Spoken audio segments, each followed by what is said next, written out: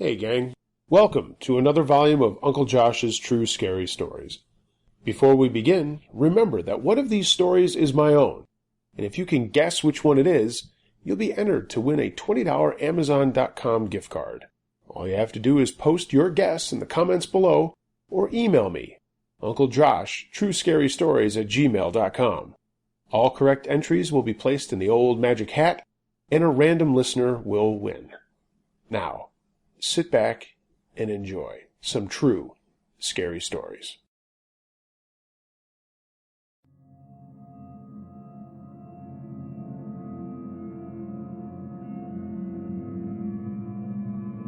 The stories you are about to hear are true. Some names and locations have been changed at the author's discretion. Welcome to Uncle Josh's True Scary Stories.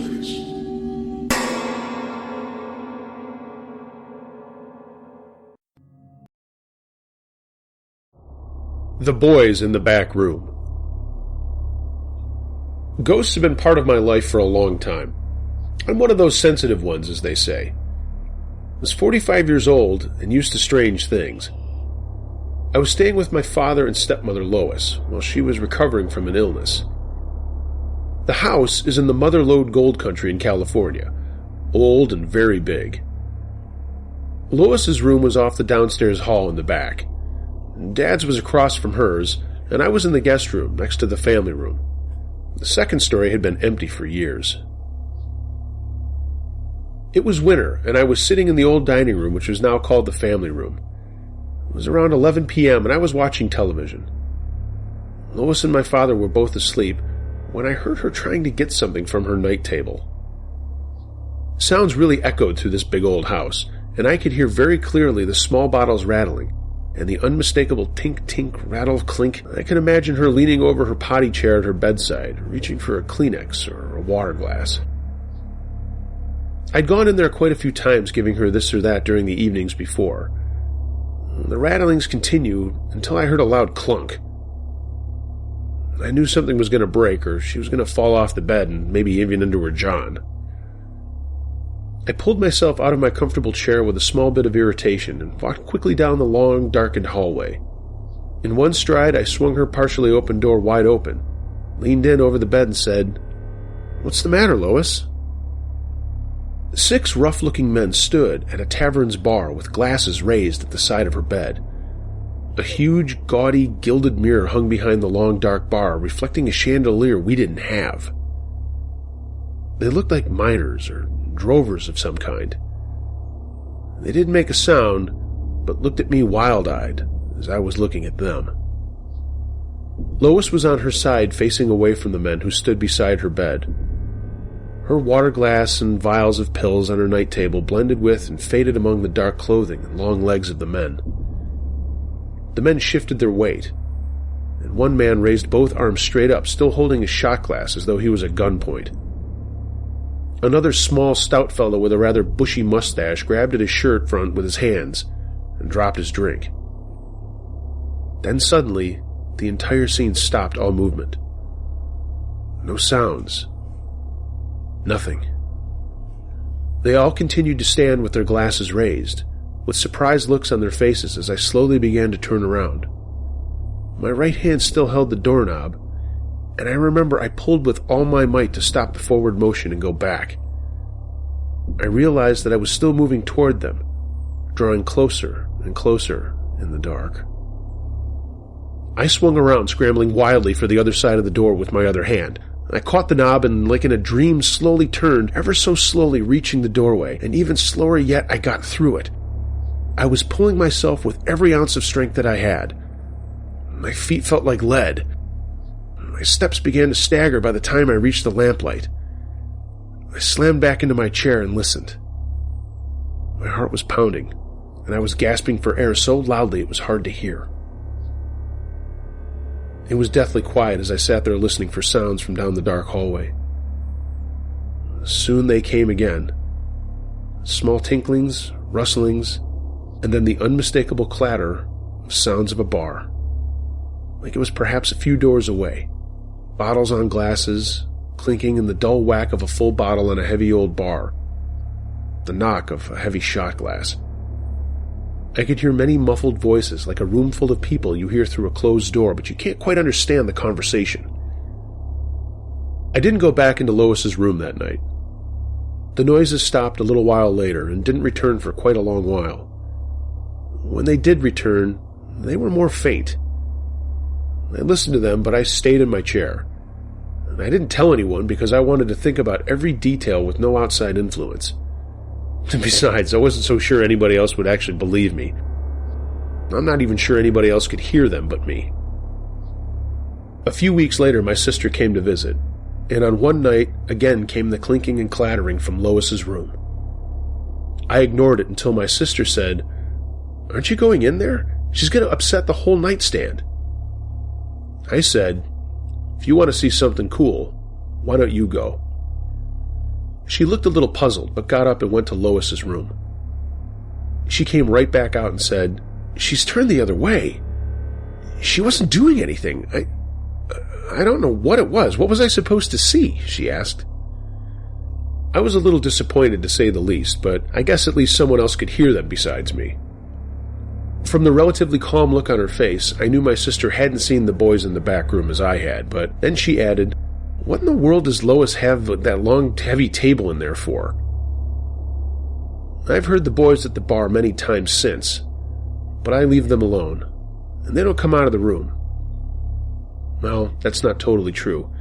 One night, 6 years later, something changed, but that's another story for another time.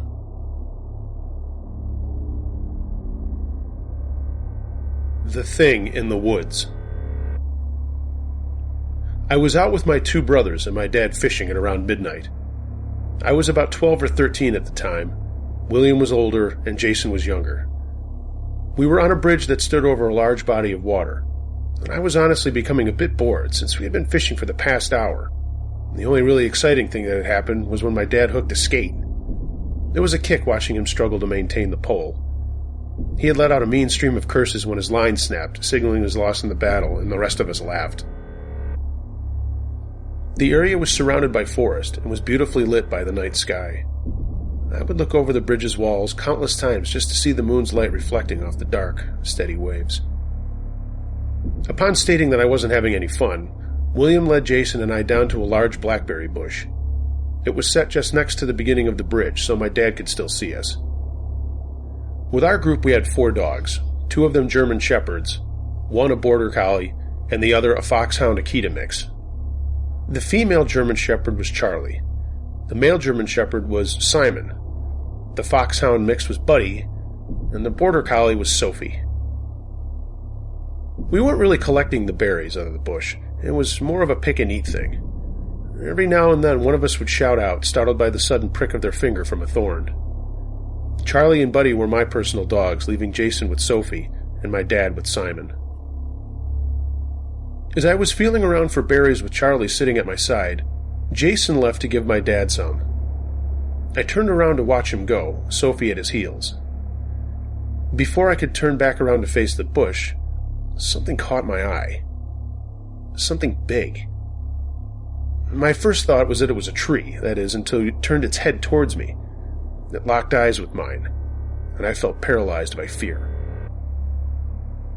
I barely managed to wave my arm around in William's general direction, trying to catch his attention.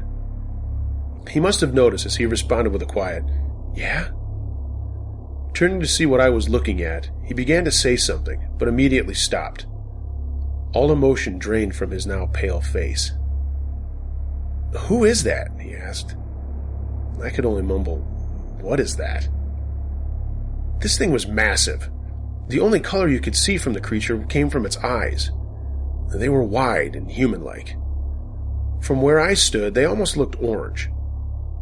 The rest was basically just a silhouette, but you could see its shape, and like I said, it was massive. Suddenly, I noticed the dogs next to us. Charlie snarled, stalking closer to it bit by bit. I wanted to jump at her and do anything to keep her away from it. Simon was staring intently, as was Buddy, but they kept their positions in front of William and me.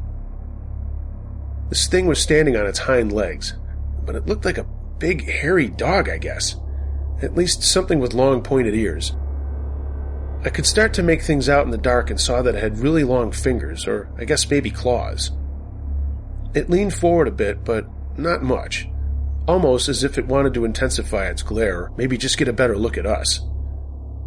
I jumped at the sound of Charlie snapping her jaws at the thing before bounding towards it.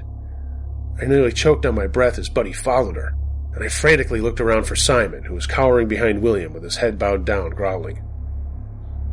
William started to run after them, and I started to cry, both from fear and slight anger. I heaved a breath and willed my legs to run as fast as I could after them. William was on the track team and played baseball, but he was the least of my worries. It was the fact that we were chasing 2 dogs and a terrifying animal-like creature. Now that I think back on what I did, I must have been insane. Nevertheless, I chased them all into the woods. We eventually slowed to a stop as we saw the dogs ahead of us. They were standing defensively, barking and snarling at the cryptid. I couldn't see exactly again, but it looked as though the creature was now on 4 legs, and somehow it looked smaller. The dogs fell back as though they had been pushed away from it, as we heard an ear-piercing scream. Buddy took off back to the bridge, where we later found him, and Charlie crouched in front of William and I. The scream sounded strange, unlike anything I'd ever heard. I had let out a fearful shout before I felt something grab hold of my wrist, which, believe me, did not help my situation. It was only William trying to pull me along, trying to get us out of there. All 3 of us ran towards the bridge. And the whole way there it felt as though the creature was right on my heels, me being in the back by maybe a foot. Once we were free from the trees, we didn't stop. We bolted into the water, William and I. Charlie merely followed, not knowing what to do. I whipped my head around as we stopped and saw nothing but pines. I choked on my tears, feeling both relieved and terrified of what had just gone down. Back on the bridge, we told our dad. He called bullshit, that we were just playing a prank.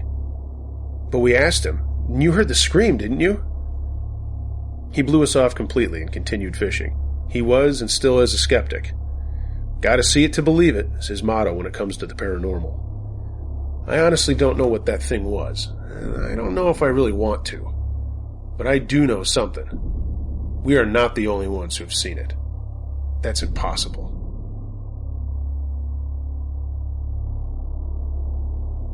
My haunted houses.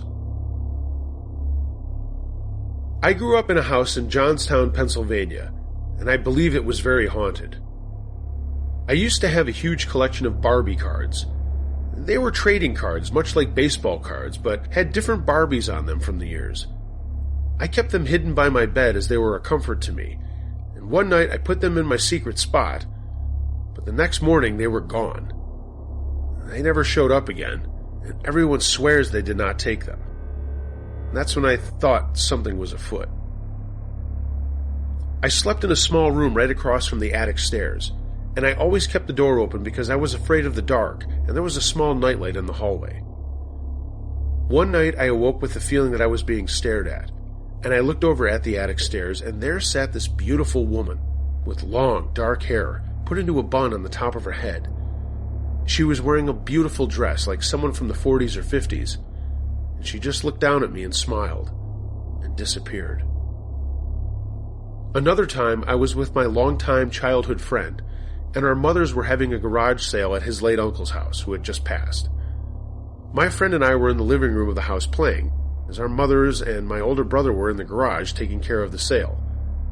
We were the only ones in the house.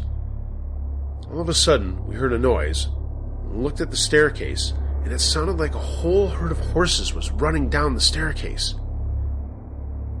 We were so scared we went out onto the porch for the rest of the time we were there, and did not go back into the house at all.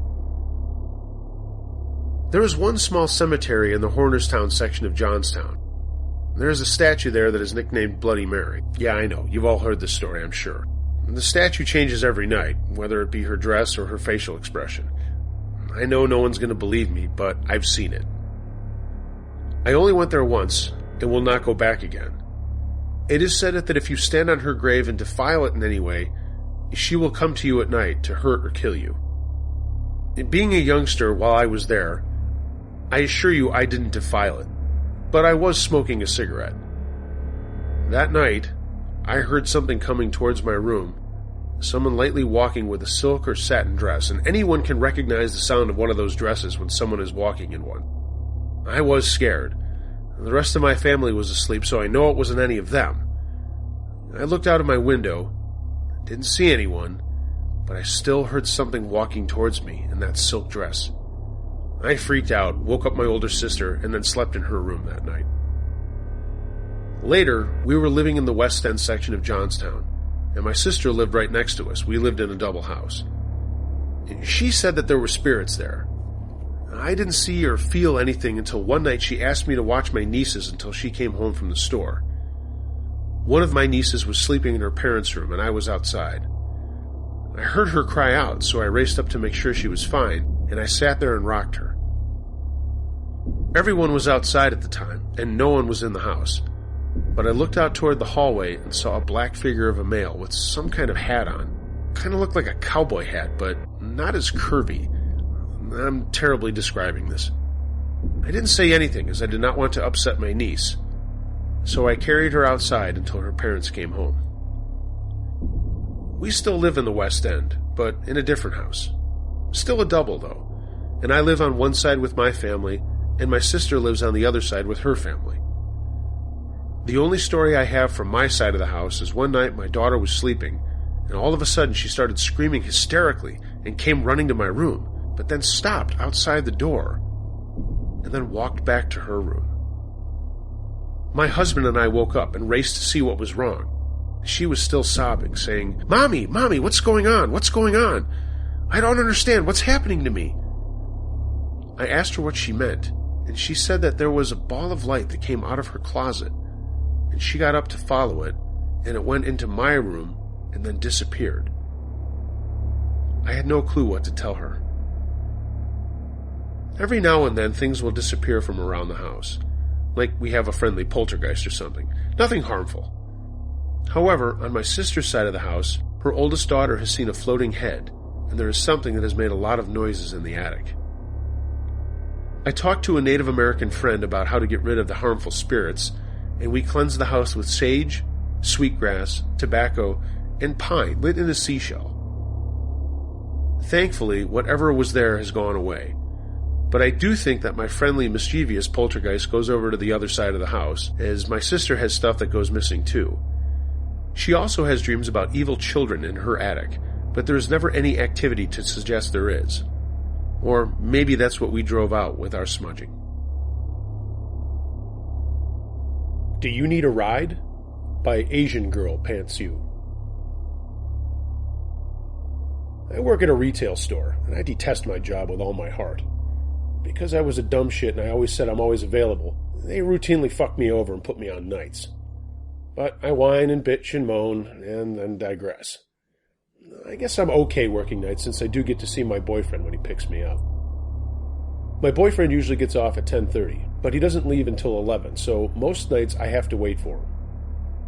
On top of that, he has to make a 10-minute drive, so I'd have to wait an hour and 40 to 45 minutes, which, again, didn't really bother me. He'd call to tell me he was coming and make sure I was still ready to go. Earlier in the week, an Uber driver kept asking me if I was someone named Lenore. I told him no, and he did it again, but this time he kept asking if I was sure. I mean, how the fuck am I not going to be sure of my own name? Fortunately, my boyfriend pulled in and honked at me, causing the Uber creep to speed away. I'm a paranoid penny, so this made me wonder if he'd been watching me, and knew that my boyfriend always picked me up late. And then I tweaked out since I keep getting these weird phone calls from some telemarketing agency, but when I answer, no one is there and they hang up. Are these things connected? Is the government watching me? Do I have 7 days to live? Fast forward 3 days later, and I'm standing there listening to some music, waiting for my boyfriend to pick me up or call me. He finally calls, and he starts cracking a joke about how he's glad creepy Uber guy didn't answer. As we started shooting the shit and joking, this Indian woman comes up to me. I didn't hear her at first, since I have noise-canceling headphones. She got closer and kept calling to me. Finally she yells, "Hey!" I look over at her and smile, then go back to talking to my boyfriend. She does it again, and I excuse myself. I turned to her and said, "Hi, can I help you?" "Do you need a ride?" she asks, and she looks nice enough, but something just didn't settle with me. Her car was parked at the stop sign, and there was someone else in it. "No," I replied. "My boyfriend is coming back for me, thank you." I saw a man in the driver's seat, and that she isn't wearing a uniform from either of the stores near us. She begins to ask again, "Are you sure? I can give ride. Do you need a ride? Get in. Do you need a ride?" I began to feel a little uncomfortable, and my preschool don't get in a stranger's car training kicks in. So I politely decline and go back to talking to my boyfriend. Are you close?" "I just pulled out," he said. "I'll get there. Just stay on the line." "Is that woman gone?" No, she wasn't gone. In fact, she was standing about 6 feet away from me, watching me. She looked annoyed. I told him in code that, no, she has not left. She has in fact remained there, leaning on the car, just watching me. And she's looking angrier with each passing second. Out of the corner of my eye, I see the man tell her something, and she looks at me and begins interrogating me. "Friend not here. Do you need a ride?" "Where friend? He probably forgot you." "That's okay. We give ride. It's cold. Get in. Tell us where you live. We drop you off. Do you need a ride?" At this point, she begins to get closer to me. I try to avoid her by moving to the farther end of the plaza strip. I kept speaking to my boyfriend. "Honey? Yeah, so about my sister. Well, she's gotten closer, but I'm pretty scared she's too far away from home. Something might happen. Hurry so I can tell you." Again, I say all these things in code as the car drives up, and now she looks really pissed. "Get in the car now! We give you ride! Get in now!" At this point, she opens the car door and begins trying to pull me inside, pulling me and yanking on my jacket. She's a taller and bigger woman, so she tries to pick me up. At this point, my bowels threaten to release, and I'm screaming and kicking and wiggling. Meanwhile, I can hear my boyfriend yelling at me that he's coming and that he's calling the police. And my mind is running 1,000 miles an hour, and I'm panicking, thinking I'm going to get raped or be some weird present for her husband, since he looks content with her effort to kidnap me. "Get in! Shut up! I will hit you! You need ride! Be quiet! You come with us! You want to see our house? Very nice! You need ride!" I started crying as she managed to get my torso in the car. My right hand is locked on my phone, and she begins trying to take it, and boyfriend is on the phone panicking, telling me the police are sending an officer. She shoves my face into her leather seat, and now my airway is obstructed, and she is not letting me go. She's bigger than me. She's stronger than me. She knows it. Her whole weight is on me, and I try not to panic so I don't black out from the lack of oxygen. And then all of a sudden, I started getting mad as shit. Her husband says something in another language, and she lifts one hand up and leans down trying to get something from the front. I immediately use the arms I've been using to push myself off the seat to punch her in the stomach. She recoils, letting go of me a little, and I headbutt her, tossing my melon back as I scream, fear-stricken in an adrenalized haze, "That's my purse! I don't know you!" Finally, my boyfriend pulls in. I get away and bolt to his car as the Indian woman is sitting on the ground. After I shut the door, he speeds off towards his house. When we get inside, I break down, babbling about how scared and terrifying it all was, and of how I hadn't had the opportunity. She might have taken me to her house and done God knows what. After this incident, the police officer they dispatched got there 20 minutes after and didn't see anyone. My boyfriend talked to his boss and was granted the ability to leave early for me after this. I'm still weirded out by cars stalling in the plaza. I was also a little upset that my war cry was a line from King of the Hill. So, Indian woman and man in a black Toyota, let's never, ever, ever, ever, ever meet again.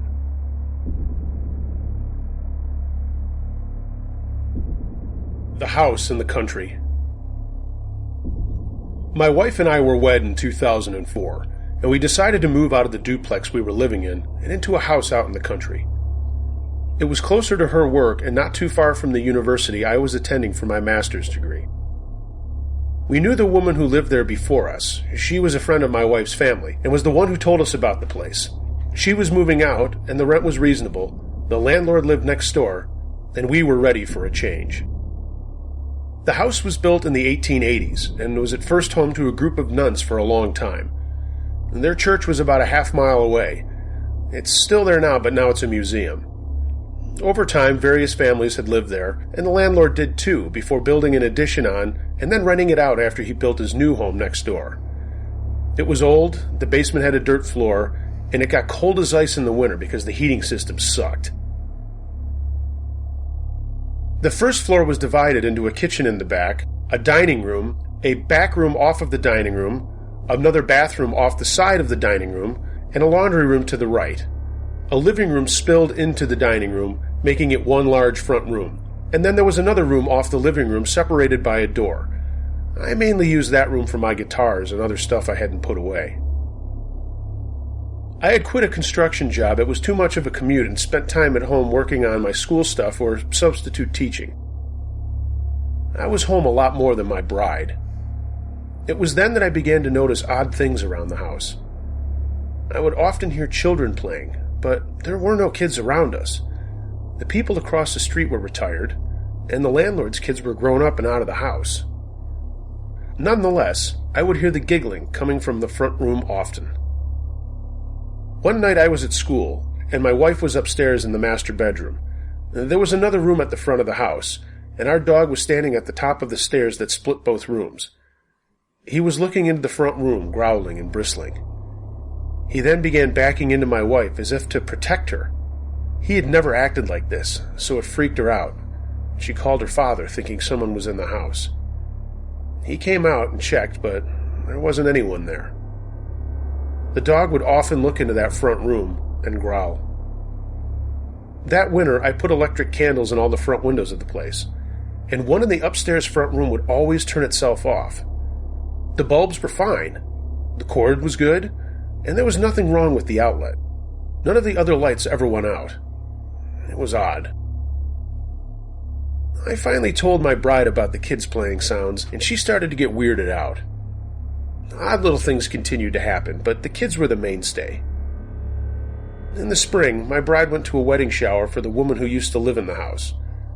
Her daughter was at the party too, and after a while she pulled my lady aside and asked her, "Hey, what do you think of the kids that play in the front room?" While she lived there, she had heard them too. Up until this point, my wife had never heard them, but she called me on her cell to tell me she really believed me now. We had decided to move out of state when we were offered jobs there, so the packing began. We had a basket of seashells we had collected on our honeymoon, and I left them on the dining room table as I didn't have a box I was happy with to store things in. The next morning, we found about half of them in the back room, smashed in a pile on the rug. My bride originally thought I had left the basket on the floor and the dog had gotten into them, but nope. The basket was still on the table. When the missus found out about it, she was pissed and blamed it on the kids in the front room. She yelled out, "I'm sick of this bullshit with these fucking kids!" The door to the front room slammed shut. She jumped out of the chair she was sitting in and ran out of the house, telling me she wasn't going back inside.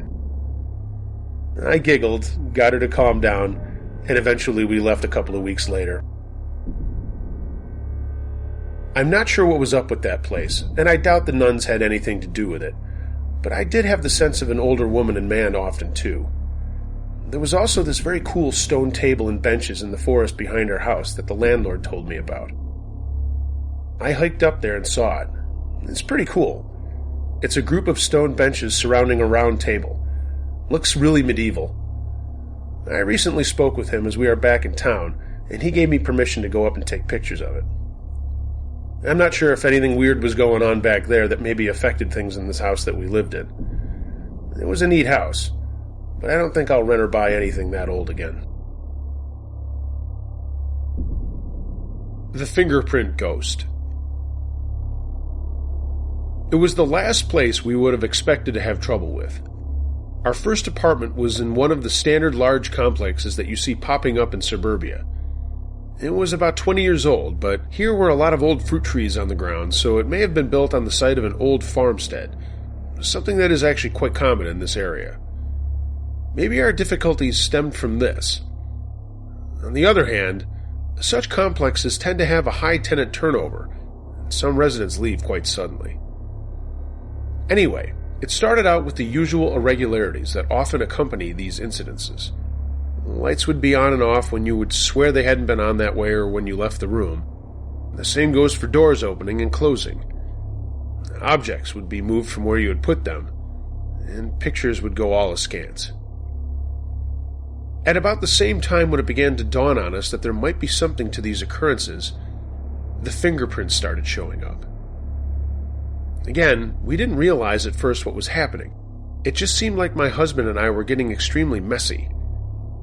I was constantly wiping dirty fingerprints and handprints off the walls. At first it was in places that you would expect, around the light switches, for example. Then it got stranger. Fingerprints and even whole handprints began to appear way up near the ceiling, which couldn't be reached unless one was on a ladder. And toward the end of all of our experiences, some even appeared on the ceiling. I pulled the desk out to retrieve a fallen piece of paper, found the wall behind it just plastered with handprints. That was really freaky. The prints were too small to be my husband's or mine. We guessed they were the size of a child's, or, now in retrospect, maybe the size of a small woman's hands. One night I wiped the prints off the hall light switch and then carried some dirty laundry to the hamper in the bedroom. I didn't touch the switch, yet when I came back, there were prints on it. I wiped them off again, turned, walked away a couple of feet, and turned back. There were prints back on the light switch. I repeated this 6 times before I gave up and just left them there. And by this time, our walls were just in a constant state of being peppered with prints, to the point that company would stare a little bit at it. My husband and I watched one afternoon as the bedroom door unlatched itself. We actually heard the click. The door swung open and then swung shut again. On another evening, I walked into the bedroom to find a living bedspread composed of bees crawling on our antique redwood bed. All of the windows and doors had been shut. When I returned with the manager, they were all gone except for a few stragglers. The moving objects became more brazen towards the end. We would hear a loud thump in the other room, or even right behind us, and find that something quite heavy had fallen. Books would seem to have just flown right off the shelf. Things turned up in increasingly bizarre locations. One evening, I went to retrieve the broom from the hall closet. It wasn't hanging in its usual spot. Now, while there is a possibility I used it and forgot to hang it back up, I know I didn't leave it where I eventually found it. Standing in the bathroom, precariously balanced, bristles down atop the sink faucet. I reached to take it down, and it fell to the floor the minute my fingers grazed it. Here's the grand finale. When I was quite pregnant with our first son, I got up in the middle of the night to go to the bathroom. Big surprise for a pregnant woman. When I got back to bed, I was in the narrow space between the wall and my side of the bed when I happened to glance down at the floor. I saw a spectral woman that was lying on the floor. She was very small and thin-boned, elderly, and was writhing around as if in great pain. The expression on her face was ghastly. I let out a shriek that was in itself blood-curdling, and jumped onto the bed, clear across my side and onto my husband's, crushing him underneath me and 9 months of baby. To this day, many moves later, I can't sleep on that side of the bed, and I still leap in and out of bed because even though it didn't get me at that time, I'm always wondering about the next time.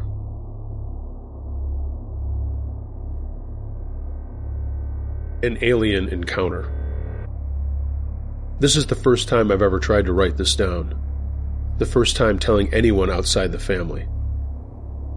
I'm leaving out time and location and some other details because I'm still scared of what might happen. The summer before 8th grade, me and 2 of my friends snuck out at midnight to go walk around the neighborhood and see these girls on the next block over who were having a sleepover. We turned a corner in our neighborhood, and there was this huge black blimp-shaped thing in the sky. Like the Hindenburg, but bigger than that. It was completely silent, and the size of at least 3 to 4 football fields across. I'm not exaggerating. We stared at it entranced, asking each other over and over again if you saw it, did you see it? And we all agreed that we did, standing there frozen in place. It was like black polished gunmetal. No lights, no sounds, nothing. It just hovered there. And then I don't know what happened, but time clearly jumped. The next thing I remember is the craft, ship, government experiment, whatever the hell it was, had left. And there was a tiny glowing white barbell thing in the sky, slowly falling to earth with wisps of smoke coming off of it. It was much later in the evening, or the morning for that matter. Just then, 2 brand new black trucks with silver gearboxes on the back, like Ford F-150s or Chevy Silverados or whatever, came speeding down the street, going about 70 in a residential 25-mile-an-hour neighborhood. Again, a time lapse. I remember walking home to one of my friends' houses and going to bed. At that point, it was like 5 or 6 a.m., and the sun was coming up. We all made a promise to tell my dad in the morning because he worked for the city, but being stupid kids, we never did tell anybody. I lost touch with one of the guys who was there, but the other was my best friend, and we sort of made an unspoken pact never to talk about what we'd seen. We all grew up, and I sort of lost touch with him too, but we did connect over Facebook and such over the years, but it was like there was something between us neither of us wanted to talk about. Looking back on it now, there's no way we could have been the only ones to see it. It wasn't that late at night, and it was over a heavy populated suburb of a major city. The idea of this has always scared me more than any sort of possible abduction scenario. There was all this lost time. We had never really left the area, and I don't recall seeing any aliens. I've thought about us all voluntarily suffering from a sort of collective amnesia, except it's not really the way it is. We all remember. I've thought about hypnosis, but that scares me too. Plus, I'm not sure if I trust the results. I mean, I was just a kid back then, and I'm not sure if I could trust any hypnotherapist. What I do know is that there's no way it was just the 3 of us who saw what we saw. I mean, we're talking a huge thing hovering in the sky directly above hundreds of houses, just after midnight on a summer weekend. There was nothing on the news, nothing in the paper, nothing on the radio, nothing. This is a true story. I'm a little older than the average person who listens to this stuff, but I do know what creepypasta and that stuff is like. This is not like that. This happened. And there's no way I'm the only one who remembers it. No way. I wonder if anyone else has the courage to come forward to talk about what they saw.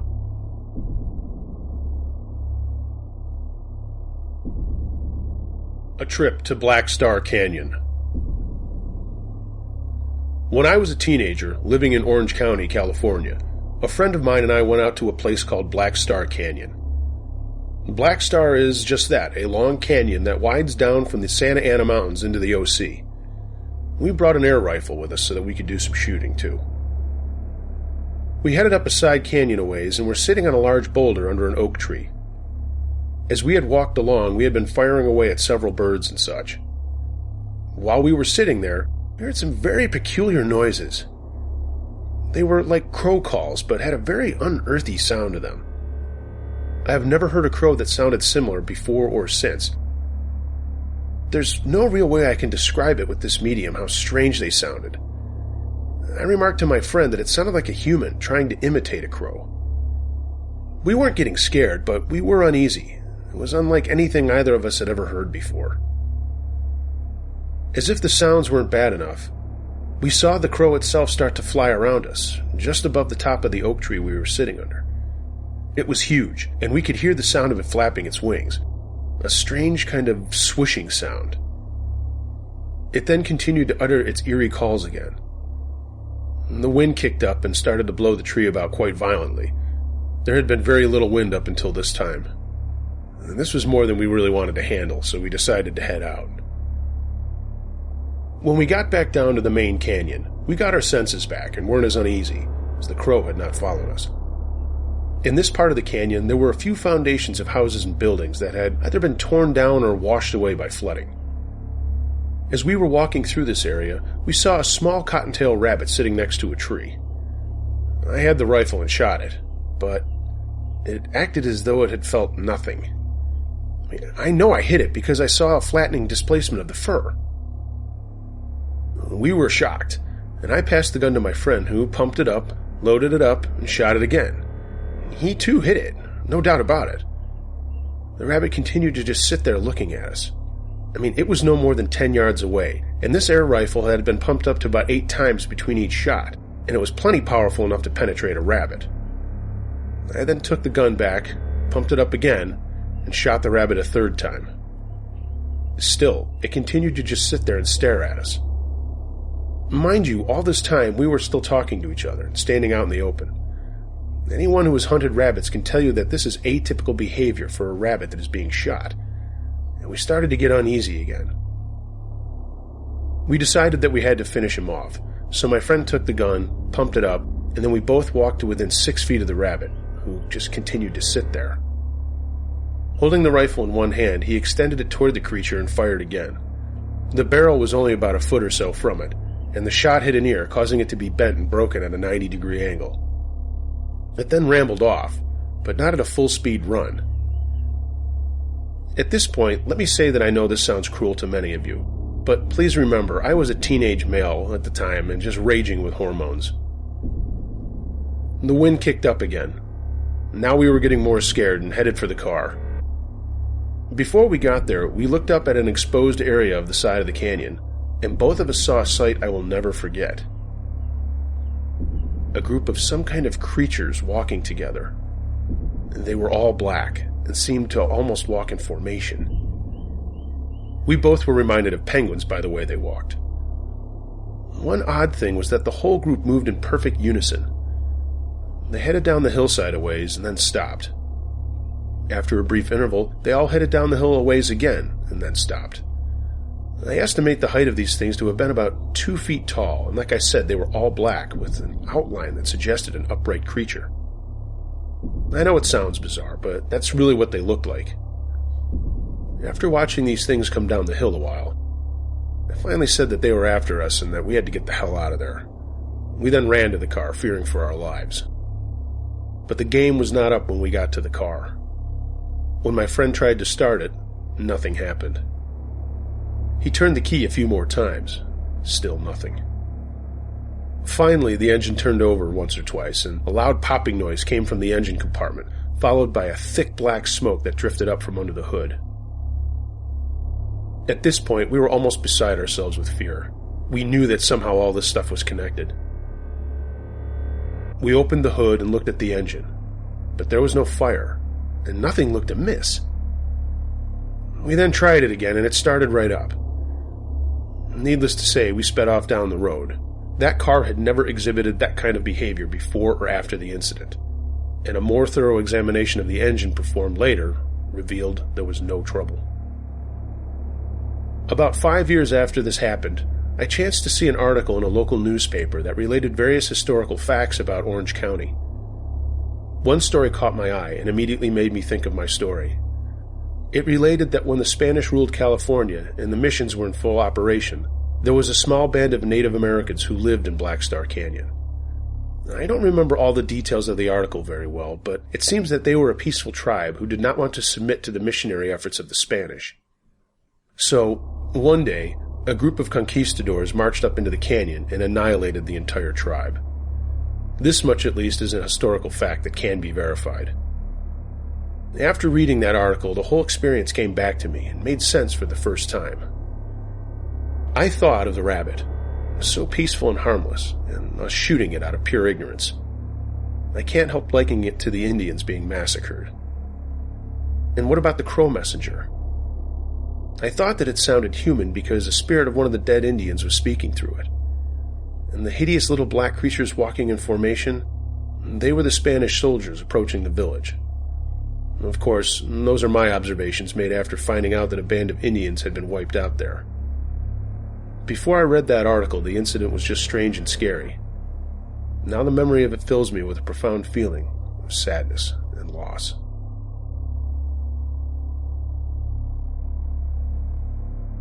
The Haunted Rocking Chair. I live in southern Louisiana. I am currently 55 years old, and my story started 35 years ago. My husband was going to pre-med school in Baton Rouge, and I was the only one working. We lived in a small apartment, and the only furniture we had was donated by our family. My mother-in-law gave us an old rocker, which needed covering, and the wood needed sanding and restaining. My husband and I recovered the rocker in a black material and resanded the arms and legs.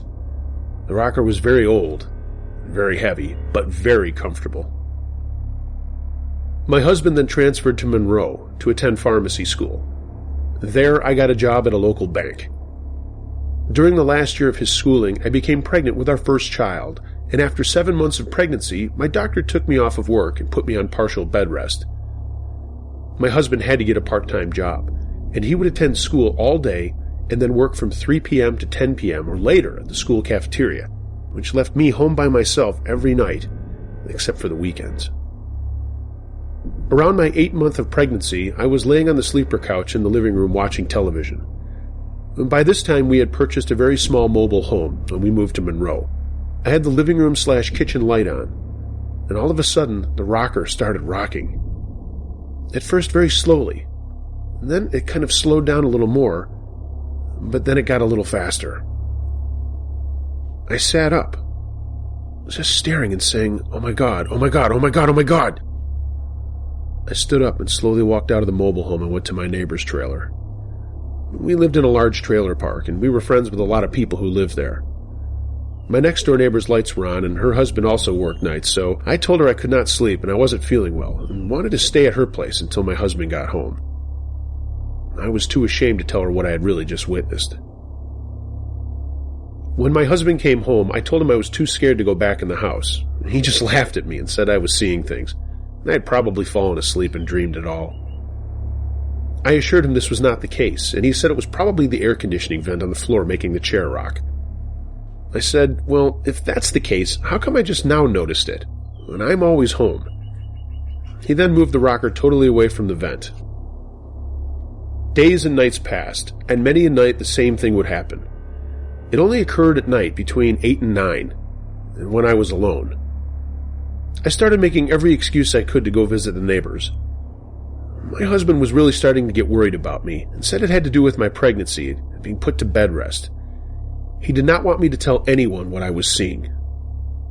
The time finally came and I had my child, a little girl, in December of 1974. My mother came to stay with me for the first month, and the rocker completely stopped rocking on its own. And my husband had graduated within this time frame, and I went back home with my mother, while he packed up the trailer and found a mover to move the trailer to New Iberia, Louisiana, where he had found a pharmacy job. We moved into another trailer park, and I returned home after about a week. He was working days and would get off at 6 p.m. I did not see the rocker rock for a long period of time. Time passed, and when my daughter was 2, I was pregnant again with my second child. I was probably close to 8 months at the time and put the rocking chair incident out of my mind. Until one night, it started all over again. I was alone and terrified. My husband was at a meeting, and I had him paged. Wow, that was a bad idea. He was so pissed he screamed for hours. We had the biggest argument, and I told him that I was not spending another night alone. My husband's boss had a little girl, around 10 years old, and she would come over almost every weekend to play with my daughter. Anyway, she had been visiting the entire time I was pregnant, and toward the end of my pregnancy, my husband asked her if she wanted to come spend the night, because he had a pharmacy meeting and did not know how late he would be. He told her it would be good company for me, and she could play with my daughter. Well, she came, and she fell asleep on the couch, and I went to bed around 11. My husband returned home around midnight, and found the little girl sitting up on the couch shaking. She started howling that she'd wanted to go home. She just wanted to go home. My husband called his boss and brought her home, and she would never say what had happened. The next morning I went to visit her mother to see if she had said anything. Her mother said that the daughter said she saw the rocker rocking very hard, and she got very scared. Her mother said she was probably dreaming. I agreed with her because, as I said earlier, my husband refused to let me tell anyone about what I had seen. By this time I was laid up again, and this time was total bed rest. I had different people come and stay with me during the day, but sometimes at night when my husband was late and no one else was home, I could hear the rocker rocking in the living room from my bedroom. I was beside myself, and my husband would not believe me and told me to stop driving myself crazy with this nonsense. I became sicker and sicker, not only from the pregnancy, but I started to believe I was going crazy. I cried constantly and nothing would console me. I was petrified and the rocking only intensified things. This pregnancy was much worse than my first. The trailer would become ice cold to the point that I was freezing, and it was the summertime. My mother came about a week before my son was born and stayed a month. While she was there, the rocker did not rock. After my son's birth, I was laid up due to problems having the baby for 4 months. I had to have surgery about 5 months after his birth, and I had constant nurses and friends to help take care of me when my husband was not there. Also at this time, we were building a home, and 2 weeks after my surgery, I was able to be on my own. I never saw the rocker rock again. We moved into our 4-bedroom home, bought new furniture, and we put the rocker in the spare bedroom, and I would only go in there to dust and vacuum once a month. I became pregnant with my 3rd child, and by this time I had come to believe that maybe I was just seeing things, and maybe that pregnancy can cause weird things in women. But no, that was not the answer. During my 8th month of pregnancy, my 2 children were sleeping in their room, and it was late. I was walking to my bedroom, and it started to get really cold down the hallway, right next to the spare bedroom. I stopped by the spare bedroom door, and I heard the rocker squeaking, and I heard a woman's voice, very softly singing. I froze. I backed down the hallway and ran and got my 2 kids and then ran to the garage. In a hurry, I backed the car out of the garage and parked in the driveway and locked the doors until my husband came home. When he finally got home, he said once and for all that he had had enough of this. It had to stop. I told him the only way it would stop is if we were to get rid of that rocker. A few days later, he called me from work and said he was donating the rocker to the JCs to be used at Walmart for Santa Claus to sit in and take pictures with kids. He told me that 2 JCs were going to come over to get the rocker. The 2 men arrived and I showed them where the rocker was. It took both of them to lift the rocker into the bed of their truck, and they thanked me and my husband for their donation and said it would be put to good use. I never told them a word about what I had been through during my pregnancy with my 3 children. The rest of the story is not by me, but by both JCs as to what they witnessed that afternoon. They were driving down the highway, maybe 30-35 miles an hour. The passenger saw something out of the corner of his eye and turned toward the bed of the truck. He said the rocker was floating in midair, about 3 feet up from the bed of the truck. He screamed at the driver, and the driver looked in the rearview mirror, and they said the rocker lifted even higher and higher and then fell onto the highway, breaking into pieces. They pulled off the side of the road and could not believe their eyes. They had numerous other witnesses in cars that were behind them who had seen the entire thing too. They told me it took them a good half an hour after they picked up the pieces and all the witnesses left to continue on. They arrived at the pharmacy where my husband was working and explained what had happened. My husband was floored. He could not believe it. Not only did the 2 JCs tell him what had happened, but several other people who had seen it from their vehicles. My husband told them to contact me, and I would tell them everything that had happened. Both JCs returned to my home that afternoon. When I answered the door, they were still terrified. They told me what had happened, and that they wanted to know what had occurred earlier over all these years. And I proceeded to tell them all the facts of what had happened. A few weeks later, we were at my mother-in-law's for the weekend, and I told her that we had donated the rocker to the JCs for Christmas. But before I could tell her the rocker had fallen out of the truck, she looked up at me and had the biggest smile on her face. She said, "You know, Aunt Rose would be pleased to hear that if she was alive." Aunt Rose had rocked all 7 of her children in that rocking chair, and all 12 of her grandchildren, too. In fact, They found Aunt Rose dead in the rocking chair one morning. She had passed away in her sleep. My husband looked at me, and I looked at him. I was finally a little relieved somewhat to know that this thing that had scared me half out of my mind was not something that wanted to hurt me. All it was someone who wanted to rock babies. We never told my mother-in-law what had transpired over the years, and I never told anyone until 3 years ago. One of the JCs contacted me after 33 years, wanting to get my story covered in an upcoming Halloween section of the Daily Iberian in New Iberia, Louisiana. He told me he had never forgotten that afternoon and never will. I certainly won't either. A Few Days in the Mental Ward by Mike Pye, 69. This is the story of how I spent 6 days locked in a mental hospital with a maniac druggie. I'm a 16-year-old straight male with long hair, and I look like the stereotype of a thrash metal grunge kid.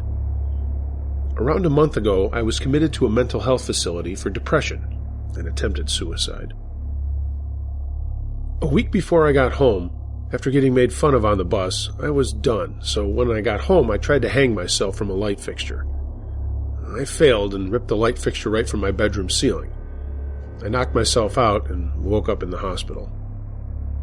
After spending 4 hours waiting in admissions, I was looked at by 2 young nurses, and they took my vitals and then led me into a common room where I met the other 15 or so patients.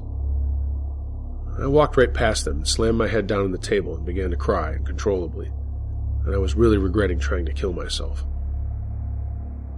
After I settled down, I was approached by 3 young women about my age who invited me to go to their table and play cards with them. I reluctantly got up and went over, and they told me about my roommate. I frowned immediately and objected, seeing as I didn't know that I'd have a roommate yet. But they grimaced as if they were worried for me. They told me I'd be sharing a room with a kid I'll call Keith. That's not his real name. I just want to protect his identity, as much of an asshole as he was. They told me he was admitted a month or so earlier, high on mushrooms and screaming. About 5 minutes later, he came into the common room. He was a year younger than me, but a lot taller, with a larger build, and he gave me a terrifying glare that made my hair stand on end. He introduced himself to me and seemed okay at first. He was friends with a girl I'll call Lucy, who hated me from the start. So it was almost time to go into the rooms, and once Keith showed me my room, I immediately realized just how goddamn cold it was, and I asked him why it was so cold. He said he liked to have the room cold, and I figured there was nothing I could do about it. He told me again that he had come in high on mushrooms, and would constantly brag about how often he smoked pot and ate shrooms. Then he showed me scars all over his chest and stomach, which he claimed were from his abusive father. Man, it was freaky. The next few days went by as normally as things do in a psych ward, but then he told me about how he had gotten his hands on a jagged piece of metal, and how his scars were really from that instead of his dad. I froze. Yeah, I tried to kill myself, so I can't point fingers at anybody, but I mean, we're in a mental hospital, so why not just tell me that that's where they came from to start with? Things took a turn for the worse during the night, when he told me how he planned on killing the head nurse, his doctor, stealing their keys, and escaping the psych ward. I didn't know what to do, so I told a nurse later that night, and he seemed glad that I had told him about it. Keith was taken to the quiet room. That's a room with a chair that had restraints and multiple cameras. It was a room where people would be placed for misbehaving or attacking people. A day later, the nurse told me that when he took Keith away, he told him how he planned not only to kill him and the head doctor, but he had planned on killing me first while I was asleep. I never saw Keith again for the remainder of the time I was there, and a few days later I was released. I haven't talked to anyone about this story. Not to my therapist, not to my now wonderful partner. All I know is, I hope I never run into Keith again.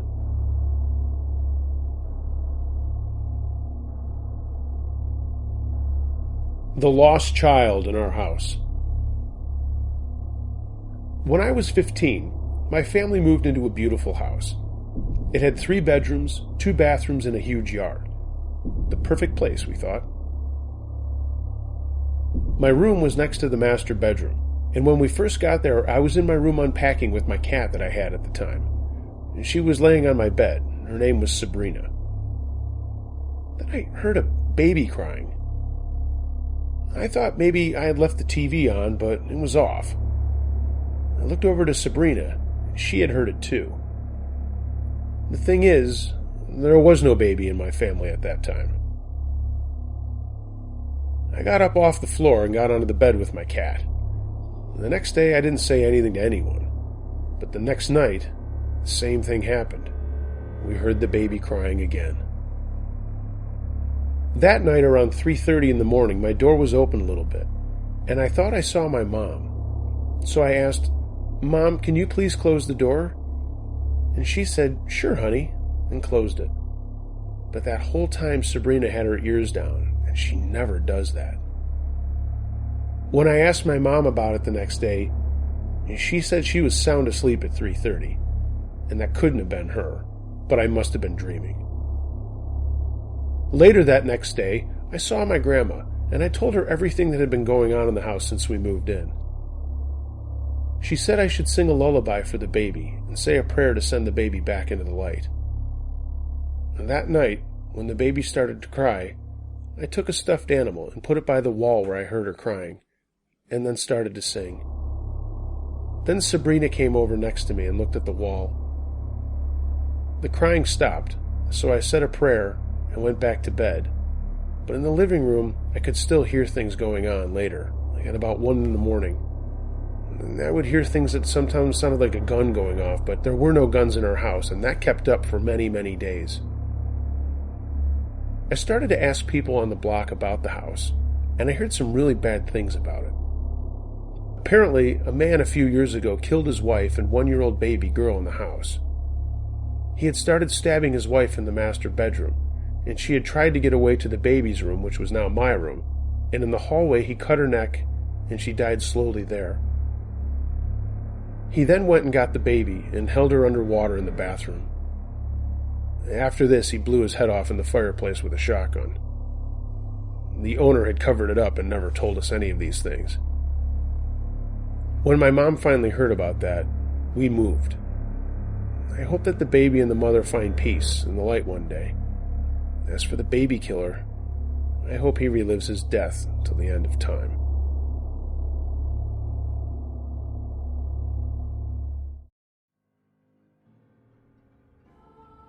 Hey gang, thanks for listening, and I hope you enjoyed Uncle Josh's True Scary Stories Volume 11, and I also hope you take me up on my offer for your chance to be entered to win a $20 Amazon.com gift card. Again, all you have to do is guess which story was mine. You can do so by putting your answer in the comments below or shooting me an email, unclejoshtruescarystories@gmail.com. All answers that are correct will be put into a magic hat, and a random listener will win. Hope you will take advantage of that. Also, I wanted to show you something that's actually kind of cool. This happened to me a couple of weeks ago. It's a picture of a creek that runs through my backyard, and no, a vampire convention did not get out of hand upstream. This is just something really odd that happened. We had some pretty severe storms, and a pallet and mulch company had a lot of their stuff get wet, and the runoff spilled into the creek and kind of turned it into blood. But no, it's fine, and it's not toxic. It's just something that took about a day to run through. Pretty cool, I think. Called all my friends who are in heavy metal bands and said, you guys should get over here and take some pictures, but nobody took me up on the offer. Again, hey, I appreciate you listening. And if you would, please like, subscribe, and share this channel with anybody that you can, and follow me on all of my social media outlets. There are links to that in the description below, as well as descriptions and names of the people who did the music that were featured in this edition of Uncle Josh's True Scary Stories. Also, Volume 12 is looking good, and there's going to be a few twists in it, and I think you're going to dig it, and we'll see how you like it and if we're going to continue to do that, but I'm really excited for you to hear that as well. So everybody, thanks again for listening, and remember, be wary of things that go bump in the night. Could be anything. ghost, a monster, or the guy next door?